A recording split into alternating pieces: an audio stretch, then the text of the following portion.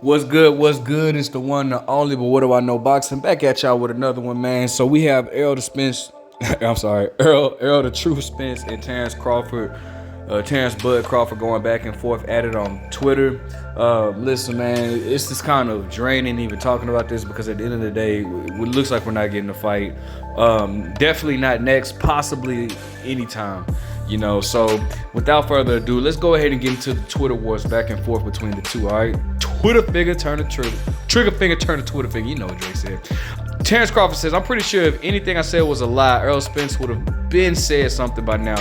He was watching my live, but he knows what's real. But there's things he might not know or knew because he's not the one at the table like me myself is. So if y'all don't know, Terence Crawford did recently go on a live to talk about what happened in the negotiations and why the fight didn't happen. And Terence Crawford stated that he was there. He was willing to make that happen. Errol Spence then replies, all money not good money. I asked him where the 50 mil coming from. Whoever is the hedge fund putting the money up, he couldn't tell me. I think we all need to meet in person. I definitely think they all need to meet in person. Terence Crawford stated that he has 50 million coming. They had 50 million in the bank. They want to split 25-25. Errol is saying he's trying to figure out where did they get that money. I talked about that a little later. Errol Spence then goes on to say he's talking about he didn't have a guarantee and he was taking all the risks. MF, I didn't have a guarantee, just a higher percentage. If I'm not telling the truth, just tell them to post the draft. So Terence Crawford was stating that Errol Spence in the live, he was stating that Errol Spence had a guarantee of I forgot how much, but they were not trying to give Terence Crawford a guarantee. Facts is fact. Errol Spence continues to say facts is facts. I'm fighting somebody else. He is too, but a tune-up. A smart boss surrounds himself with people who are best at what they do and can help in my decision. So he's going along saying basically about Terence Crawford accusing him not being his own boss and having people behind him. Terence Crawford was accusing Errol of not making his own moves, but having to rely on Al Heyman and other guys in his camp. Errol Spence continues to say the draft included specific provisions that require both of us would receive a complete and full written detailed account showing all pay-per-view sales of the event and then status of all net reviews received and all event expenses incurred and paid. Okay, so basically that again goes back to what Terence Crawford, Terence Crawford was basically saying like he had an issue with just getting a percentage because he was like, bro, people don't buy pay-per-view anymore. He needs a flat rate, which I can understand that. I can completely understand that. Errol Spence is saying that neither one of them had a flat rate, but both had percentages.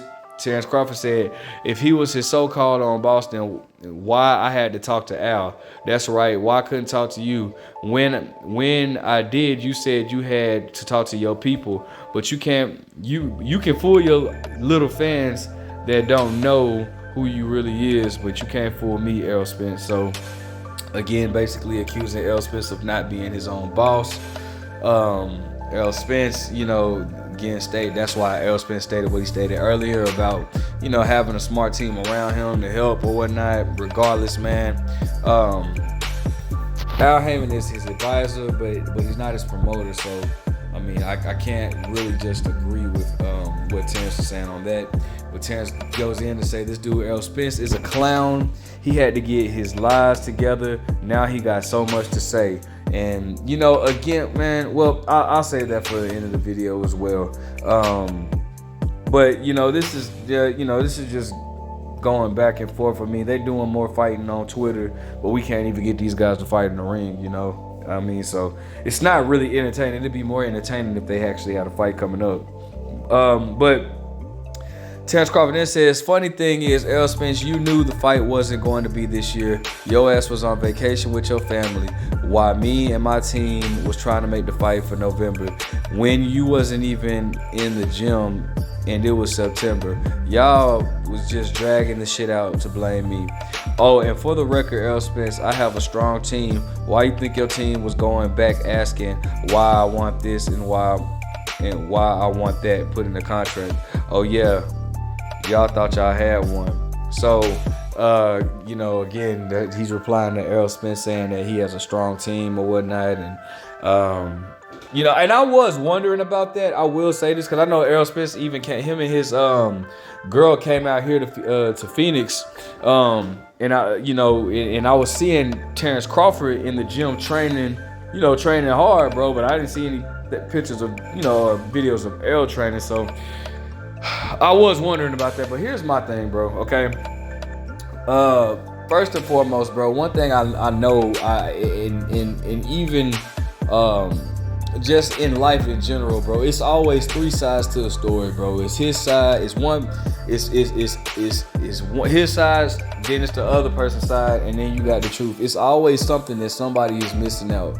Rarely do you have a moment where somebody's gonna just actually tell the whole truth. Obviously, the fight didn't get made. I don't know. I don't exactly know who to blame. And I'm not even finna try to figure out who to blame, because at the end of the day, we're missing out on another humongous fight that we could be getting. Errol Spence and Terence Crawford need to get it together. Now, I do feel like something is going on with the PBC to where they're not being able to dish out funds, which is why you had fights like Luis Ortiz versus Andy Ruiz on pay-per-view, and you had like Luis Ortiz versus Charles Martin on pay-per-view. You know, you had these fights on pay-per-view, and you know, I feel like a lot of that has to do with not being able to get the proper funds. You know, HBO did that same thing with Terence Crawford before ultimately pulling the plug. So I hope that's not the case with the PBC, because I really do admire and enjoy the PBC. But it seems like that's what it is, which is why they couldn't get a guarantee for Terence Crawford nor Errol Spence, which is a sad thing, right? But listen, regardless, man, I'm honestly, I'm even tired of even talking about this, man, because this is just getting ridiculous and we're missing out on a big fight. Let me know what you guys think about both of these guys. Who do you blame? Like, comment, subscribe. What's your thoughts? But what do I know?